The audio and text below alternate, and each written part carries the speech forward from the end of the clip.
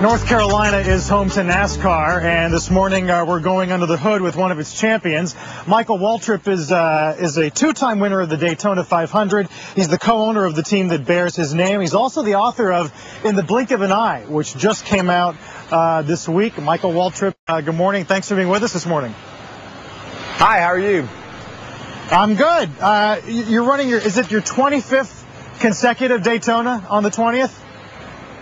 Yeah, it's my 25th Daytona 500 in a row, and only two other cats have ever run that many races at Daytona, so that tells you one thing for sure: I'm old. I was going to say how much longer you can keep up the schedule, but obviously you'll be getting a lot of attention as you run the race. As we all watch NASCAR, we wonder about the future of sponsorships, the future of ratings, the future of ticket sales.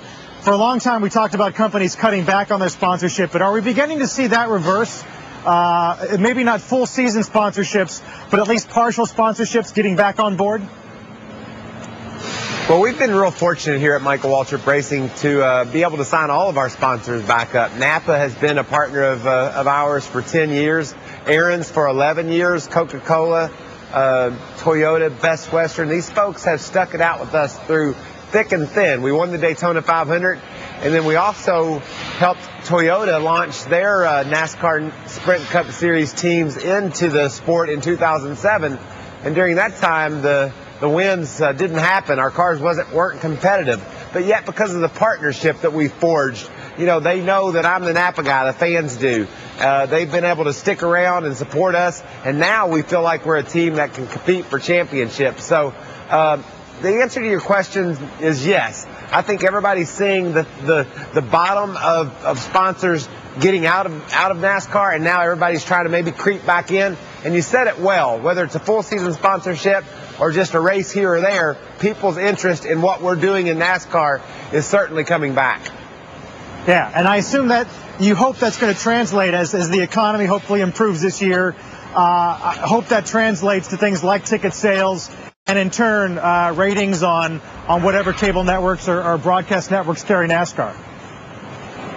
Well, the thing about our sport is when the economy is rolling, you know, you get contracts in place that last a couple of years. But when things go bad, maybe it takes us a year or so to feel it because those contracts are there. So we live a little bit behind, but our sport certainly flows with what happens in America. You know, if people are struggling at home, then it's hard for them to get out and go to a race. So we feel all that. But now we think the entertainment dollars that people are spending are going to be spent more and more on NASCAR. It's a great sport. We're coming up to the Daytona 500 on February the 20th. It's going to be the most amazing Daytona 500 ever. There's new pavement down there. The action's going to be intense, and I'm going to be all up in the middle of it in my number 15 Napa car you see behind me. It's painted black in honor of Dale Earnhardt, and it also has In the Blink of an Eye, my book, on the side of it. So I have a lot of things to be excited about when we talk about Daytona coming up here in a week or so. Yeah, hard to believe it's been 10 years since we lost Dale.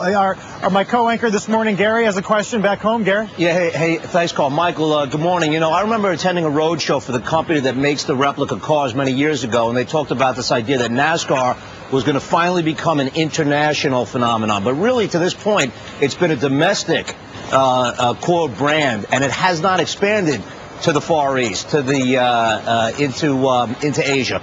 Is that something that's going to eventually happen? Well, we've certainly seen our sport really grow in Canada. We have a NASCAR nationwide series event up there, and I just did a comedy show. I have a Michael Waltrip's Comedy Garage, if you can believe that or not. We traveled up to Windsor, Ontario, Canada, had over 4,000 people show up for a comedy show there. So NASCAR is big in Canada. It's certainly big in America. And growth overseas has been slow, but there's a lot of interest in our sport all over the world. Toyota helped to diversify our sport. When they came NASCAR racing, more people wanted to see how they would do versus Chevy, Ford, and Dodge. So there's a lot of fun things going on, and I'm proud to be all up in the middle of it. And certainly our friends in Canada love what we do, and hopefully we'll grow across the world as we continue to race forward. Michael, we wish you the best of luck on the 20th. Good luck with the book. Again, it's called In the Blink of an Eye. Came out on the 1st of the month.